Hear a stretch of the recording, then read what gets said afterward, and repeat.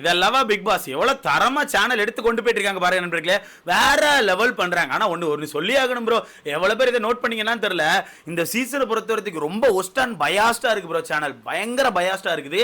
இன்னைக்கு சேதனை விஜய் ஐஷால பார்த்து கேட்ட மாதிரி தான், நீங்க பார்ஷாலிட்டி பாக்குறீங்க அது உங்களுக்கு தெரியுதான்னு சொல்லி கேட்டாங்கல்ல, அதே தான் நாங்களும் கேட்கிறோம். நீங்க பயங்கரமா பார்ஷாலிட்டி பாக்குறீங்க, தெரியுதா இல்லையா, அது உங்களுக்கு தெரியுதா? அது எப்படி ப்ரோ? இந்த சேனலுக்கு தேவையான ஆள் வந்து இந்த வீட்டுக்குள்ள சின்னதா ஏதாவது ஒன்று பண்ணா கூட அதை பெருசா காட்டி ப்ரோமோல போட்டு பயங்கரமா இன்னொரு எபிசோட் ஹைப் பண்ணிடுறாங்க.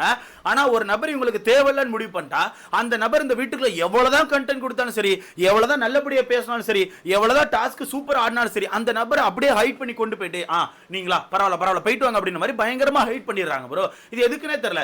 எடுத்துக்காட்டுக்கு நான் 2 பேர் இதுல கொண்டு வந்துருவேன். ஒன்னு முத்துக்குமரன், ரெண்டாவது அருண் அவர்கள் இந்த வீட்டுக்குள்ள என்ன தப்பு பண்ணாலும் ஹைட் பண்ணிடுறாங்க. ஆனா அவன் சின்னதா ஒரு நல்லது பண்ணா அதை பயங்கரமா ப்ரோமோட் பண்றாங்க. எடுத்துக்காட்டுக்கு இந்த செங்கல் டாஸ்க் இருக்க, இந்த செங்கல் டாஸ்க்ல அவன் ஒரு தப்பும் பண்ணிருக்கான், அவன் நல்லதும் பண்ணிருக்கான். நல்லது என்னது, ராணவ கீழே விழுந்தோன்னா டக்கு அவன் தான் போய் ஃபர்ஸ்ட் பார்த்து தூக்கி மெடிக்கல் ரூம் கூட்டு போனான், அது நல்லது. தப்பு என்ன பண்ணா, வீட்டுக்குள்ள என்ன டாஸ்க் நடந்தாலும் அந்த டாஸ்க்ல ஆவுன்னா கழுத்துல சோக் போட்டாங்கன்னு சொல்லி ஒரு கண்டென்ட் வரும்ல, அதே கண்டென்ட் இந்த டாஸ்க்ல இருந்துச்சாப்பா.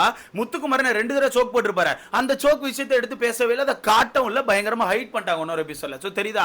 அதே மாதிரி முத்துக்குமரன் பொறுத்தவரைக்கு வீட்டுக்குள்ள என்னதான் நல்ல விஷயங்கள் பயங்கரமா பேசணும் அதை ஹைட் பண்ணிடுவாங்க. எடுத்துக்காட்டுக்கு சூரிய அவர்கள் வந்தாங்களா, அப்ப சூரிய அவர்கள் வரும்போது சூரிக்கு ஆப்போசிட்ல உட்கார்ந்து பயங்கரமா நிறைய கொஸ்டின்லாம் முத்துக்குமரன் விட்டுருப்பாரு, அந்த விஷயங்கள்லாம் ஃபுல்லா ஹைட் பண்ணிட்டாங்க.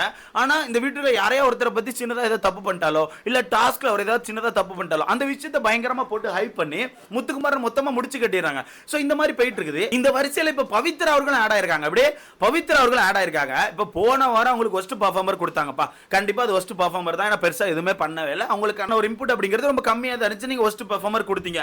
அப்ப சேதனை நீங்க என்ன கேட்டீங்க, அடுத்த வாரம் கண்டிப்பா நீங்க பயங்கரமா பண்ணணும், நான் கேட்பேன், நான் கண்டிப்பா உங்களை எதிர்பார்ப்பேன்னு சொல்லி 2ஆவது சேவ் பண்ணீங்க. அப்படி சேவ் பண்ணும்போது அந்த பொண்ணு என்ன சொல்லிச்சு, சார் இனி ஃபுல்லா ஃபயர் மோட் தான் சார் சொல்லிச்சு. அதே மாதிரி இந்த வாரம் ஃபுல்லா ஃபயர் மோட்ல இருந்துச்சுலப்பா அந்த பொண்ணு, எவ்வளவு சூப்பரா டாஸ்க் ஆனாங்க. இப்ப அந்த டீம்ல 3 பேர் இருந்தாங்கப்பா, ஜெஃப்ரி, அன்சிதா, அப்புறம் பவித்ரா. 3 பேருமே சூப்பரா ஆடினாங்க, இல்லன்னு சொல்லவே முடியாது. ஆனா 3 பேர்ல 2 பேர் சில பல தப்புகள் பண்ணாங்க. ஒன்னு ஜெஃப்ரியை பொறுத்தவரைக்கும் ரொம்ப ரஃபா ப்ளே பண்ணா, அந்த ரஃப் ப்ளேக்கு கண்டிப்பா சேதனைக்கு ஒரு ரிப்ளை கொடுப்பாரு. ரெண்டாவது அன்சிதாவை பொறுத்தவரைக்கும் full and full trigger game ஆடினாங்க. அப்படியே full and full trigger game, ஆப்போசிட்ல இருக்க நபரை வா வந்து பாரு அப்படின்னு சொல்லிட்டு பயங்கரமா ட்ரிகர் கேம் ஆனாங்க. ஆனா பவித்ராவை பொறுத்தவரைக்கு ரொம்ப நீட்டா அந்த பொம்மையை பாதுகாக்குமா, நான் பாதுகாத்துக்கிறேன் அப்படின்னு மாதிரி தரையில படுத்த மேனிக்கு அவங்களால முடிஞ்ச அளவுக்கு பெஸ்ட் கொடுத்து அந்த கேம் ஆடி இருக்காங்க. கண்டிப்பா நீங்க பாத்துருப்பீங்க. சோ இவ்வளவு பெஸ்ட் கொடுத்த ஒரு நபரை நான் நினைச்சேன் கண்டிப்பா ஒரு அப்ரிசியேஷன் இருக்கும், கண்டிப்பா அண்ணன் வந்து அப்ரிசியேட் பண்ணுவாங்க நினைச்சா எதுவுமே இல்ல ப்ரோ.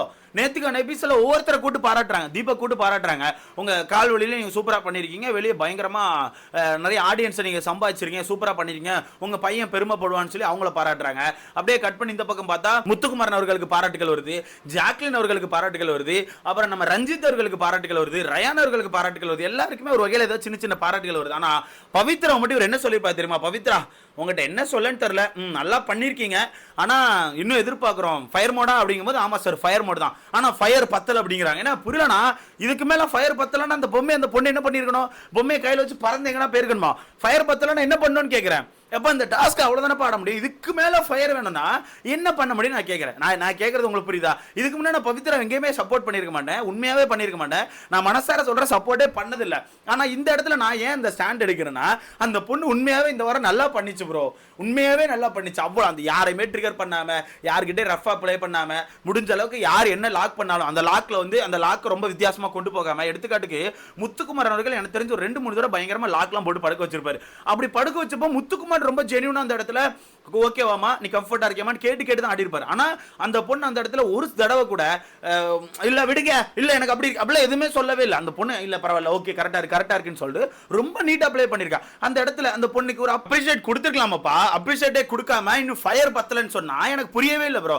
ஆக்சுவலா இதுக்கப்புறம் என்ன ஃபயர் வேணுமா, இது எனக்கு தெரிஞ்சு இந்த வாரம் சூப்பர் ஆடி இருக்காங்கப்பா. இதுக்கப்புறம் ஃபயர் வேணும்னா நான் என்ன சொல்றேன், ஒரு 10 பாக்கெட் இல்ல ஒரு 10 டப்பா தீப்பெட்டி வாங்கி அனுப்பிவிட்டுருக்கேன், அக்கா வந்து வீடு ஃபுல்லா கொளுத்தி போடுறது நல்லா ஃபயரா இருக்கும். அந்த கண்டென்ட் ஓகேவா இருக்குமா, இல்ல கேக்குறேன் அந்த கண்டென்ட் ஓகேவா இருக்குமா?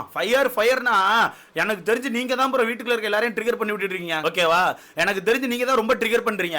இப்போ நான் இந்த இடத்துல எதுக்காண்டி இப்படி பேசுறேன்னா, இவங்க ஓகேப்பா, இவங்க வந்து இவ்வளவு பெர்ஃபார்மன்ஸ் பண்ணியும் இவங்களுக்கு அப்ரிசியேஷன் வரல. ஆனா வீட்டுக்குள்ள இந்த டாஸ்கை பொறுத்தவரைக்கும் சௌந்தர்யா பெர்ஃபார்மன்ஸே பண்ணல, பெருசா எதுவுமே பண்ணவே இல்லை. ஆனா சௌந்தர்யாக்கு நேத்து பாராட்டுகள் வந்து கவனிச்சிங்களா? பாராட்டுகள் மீன்ஸ் ஒரு சப்போர்ட் மாதிரி வந்துச்சு. என்னன்னா சௌந்தர்யா ரெட் கலர் டீம்ல இருந்தாங்க, ஆனா சௌந்தர்யா மட்டும் தான் அந்த டீம் காண்டி ஆடினாங்க, மத்த 2 பேர் வந்து டீம் காண்டி ஆடவே இல்லை. விஜய் விஜய், விஷால், அருண் 2 பேருமே டீம் காண்டி ஆடாம சுத்தி சுத்தி வேற டீம் ஆடினாங்க. சௌந்தர்யா மட்டும் ரொம்ப கஷ்டப்பட்டு அந்த டீமை காப்பாத்து ஓடி போய் அடுத்த கோட்டையை மிதிக்கிறாங்க, அங்க இருந்து கல் எடுத்துட்டு வராங்கன்னு சொல்லிட்டு சௌந்தர்யார்கள் சப்போர்ட்டா பயங்கரமா பேசுனாங்க. சோ உங்களுக்கு சௌந்தர்யா போட்ட எஃபர்ட் கண்ணுக்கு தெரிஞ்சுனா பவித்ரா போட்ட எஃபர்ட் ஏன் கண்ணுக்கு தெரியலன்னு தான் நான் கேட்கிறேன். ஏன் ப்ரோ இப்ப பவித்ராக்கே பேசிட்டு இருக்கீங்கன்னா வெறுப்பா இருக்கு ப்ரோ. அதாவது இந்த சேனல் வந்து அவங்களுக்கு தேவையான ஆட்களை மட்டுமே இப்படி எடுத்து கொண்டு போறது, அப்போ மத்த ஆட்கள்லாம் எதுக்குன்னு தோணுது. மத்த ஆட்கள்லாம் வீட்டுல இவ்வளவு கஷ்டப்படுறது எதுக்கு? இப்ப நான் சிம்பிளா ஒன்று சொல்லிட்டா, இவங்க வந்து இப்படி பண்ணதான் அந்த ஆட்கள்லாம் ஓவரா போயிட்டே இருக்காங்க. இப்போ எடுத்துக்காட்டுக்கு சௌந்தர்யா பொறுத்தவரைக்கு வீட்டுக்குள்ள பெருசா எதுவுமே பண்ணலனா கூட இவங்க அந்த வீக்கெண்ட்ல ஒரு ஹைப் கொடுக்குறாங்க தெரியுமா, நீங்க இப்படி பண்ணீங்க சூப்பரா இருந்துச்சு, அது பண்ணீங்களா வேற லெவல்ல இருந்துச்சு, உங்களுக்கு பாராட்டுகள்னு சொல்றாங்க தெரியுமா. அதை பிடிச்சி வச்சுட்டு அவங்க என்ன பண்ணிடுறாங்கன்னா, ஓகே இவ்வளவு பண்ணாலே போதும் போல, அப்ப நம்ம பயங்கரமா வெளியே ரீச் ஆயிட்டோம் போல, அப்ப நம்ம இப்படியே போயிட்டு இருப்போம்னு சொல்லிட்டு அவங்களுக்கான கேமும் இம்ப்ரூவ் ஆக மாட்டேங்குது. அவங்க என்ன ஒரு கேம் போட்டுருப்பாங்களோ அதே கேம்ல போயிட்டு இருக்காங்க. சோ வீட்டுக்குள்ள இவங்க யாரையா பத்தி தப்பா பேசினாலோ இல்ல யாருக்கா முதுகுல போய் குத்துனாலோ இல்ல கேம்ல பெருசா இன்வால்வ்மெண்ட் இல்லாம சும்மா அப்படி பேசிட்டே சுத்துறது மட்டும் ஒரு கண்டென்ட்டா வச்சிருந்தா கூட வெளியே நம்ம ரீச் ஆகுறோம் போல சொல்லிட்டு சௌந்தர்யா திரும்பி அதே பண்றாங்க. சோ ஏத்தி விடுறது நீங்க தான், ஆனா நல்லா பண்றாலே ஏத்தி விட மாட்டீங்க. இப்ப பவித்ரா என்கரேஜ் பண்ண வேண்டியதானே. பவித்ரா என்கரேஜ் பண்ணியிருந்தா பவித்ரா வரப்போற நாட்கள் டாஸ்க் சூப்பரா பண்ணிருப்பாங்க, இன்னும் கொஞ்சம் ஆர்வமா ஆடி இருப்பாங்க. ஆனா நீங்க எதுவுமே இல்ல, ஃபயர் வேணும்னா எப்படி? இப்ப நான் என்ன சொல்றேன், இதே மாதிரி தான் சௌந்தர்யா, இப்ப சௌந்தர்யா ஏத்தி விட்டுறீங்க. அதே மாதிரி தான் ஜெஃப்ரி இந்த இடத்துல ஒரு ரஃப் ப்ளே பண்ணிருக்காங்கல்ல, அந்த ரஃப் ப்ளே பண்றதுக்கான காரணம் யாரு? நீங்க தானே. ஜெஃப்ரி வந்து ரஃப் ப்ளே பண்றதுக்கான காரணம் நீங்க. ஏன்னா நீங்க வந்து அவன் ஒரு ஃபர்ஸ்ட்ல இருந்தே கொஞ்சம் ரஃபா ப்ளே பண்ணும்போதே பார்த்து கண்டிச்சு இப்படி பண்ணாதடான்னு சொன்னா வேற. ஆனா நீங்க அதை பண்ணாம சூப்பரா பண்ற வேற லெவல் பண்றடா இன்னும் எதிர்பார்க்கறேன்டான்னு சொல்லி அவனை கூட கொஞ்சம் அந்த விஷயத்தை பண்ண வச்சிட்டீங்க. இப்போ ரஃப் ப்ளே அதிகமாயிட்டு, இப்போ திருப்பி பிடிச்சி ரோஸ்ட் பண்றீங்க. சோ ஃபர்ஸ்டே ஒரு விஷயத்தை தட்ட வேண்டிய விஷயத்தை தட்ட மாட்டீங்க, அந்த விஷயத்துக்கு பயங்கர பாராட்டல் கொடுக்குறீங்க. ஆனா ஃபர்ஸ்டே ஒரு விஷயத்துக்கு பாராட்ட வேண்டிய விஷயத்துக்கு பாராட்டாம அந்த விஷயத்தை டவுன் பண்ணி அந்த ஆட்களை கீழே இறக்கிட்டு இருக்கீங்க தான் உண்மை. அந்த ஆட்களை போட்டு கீழே இறக்கிட்டு இருக்கீங்க அப்படிங்கிறது தான் உண்மை. ஓகேவா? அந்த வகையில் இப்போ பவித்ரா இந்த இதில் ஆட் ஆயிட்டாங்க. எனக்கு என்னன்னா, அருண் அவர்களுக்குலாம் ஒரு பார்ஷாலிட்டி பார்க்குறீங்க, அருண் அவர்களை பயங்கரமாக மேலே கொண்டு வரீங்க, முத்துக்குமாரன் அப்படிங்கிற நபரை கீழே இறக்கிறீங்க, சௌந்தர்யா நபரை மேலே ஏற்றிட்டு வரீங்க, பவித்ராங்கிற நபரை கீழே இறக்கிறீங்க. இந்த மாதிரி உங்களுக்கு தேவையான ஆட்கள் மட்டும் ஏற்றி இறக்கி கொண்டு வரதுக்கு எதுக்கு மக்களுக்கு ஒரு ஷோன் தான் நான் கேட்குறேன். மக்கள் போட்டு ஏன் கஷ்டப்பட்டு ஓட்டு போட்டுட்டு இருக்கோம், மக்கள் ஏன் வின்னரை தேர்ந்தெடுக்கிறீங்கன்னு சொல்றீங்க. சொல்லாதீங்கப்பா, மன வருத்தமா இருக்கு, அப்படி சொல்லாதீங்க சரியா? ரொம்ப ஒரு மாதிரி மன வருத்தமா இருக்கு ப்ரோ. நீங்க பார்த்துருப்பீங்கன்னு நினைக்கிறேன், நேற்றுக்கான எபிசோட் உங்களுக்கு பார்த்தாலே உங்களுக்கு தெரிஞ்சிருக்கும். ஸோ மொத்தத்தில் இப்படி தான் இந்த ஷோ நடத்திட்டு இருக்காங்க. எனக்கு என்னன்னா, இந்த மாதிரி அவங்களுக்கு தேவையான ஆட்களுக்கான கண்டென்ட் மட்டும் வெளியே காட்டி மக்கள் கிட்ட இவங்க தான் அந்த வீட்டுல கண்டென்ட் கொடுக்குற மாதிரி காட்டுறாங்களா, அதுக்கான காரணம் என்ன அப்படின்னு எனக்கு யோசிக்க தோணுது. இப்போ அந்த சோக் மேட்டர் தான் எனக்கு இப்போ மைண்ட்ல வருது. அருண் போட்ட சோக்கை 1 hour எபிசோட்ல காட்டவே இல்லை, சாட்டர்டே சண்டே கண்டென்ட்ல இப்போ சேதனை கேட்கவே இல்லை.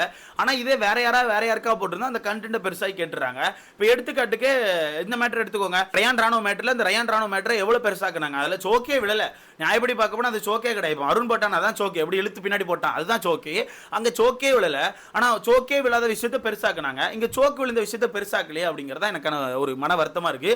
ஸோ இதை பத்தி உங்களுக்கான கருத்துன்னு சொல்லி மறக்காம கமெண்ட்ல போடுங்க. என்ன பொறுத்தவரைக்கும் நான் ஏன் இவ்வளவு பேசிட்டு இருக்கேன்னா, ஜாக்லினுக்கு எப்படி கைத்தட்டல் வரும்போது நீங்க இவ்வளவு ஜாலியா எடுத்துக்கிறீங்களோ அதே மாதிரி பவித்ரா அந்த கைத்தட்டலுக்கு டிசர்வ் நான் நினைக்கிறேன்.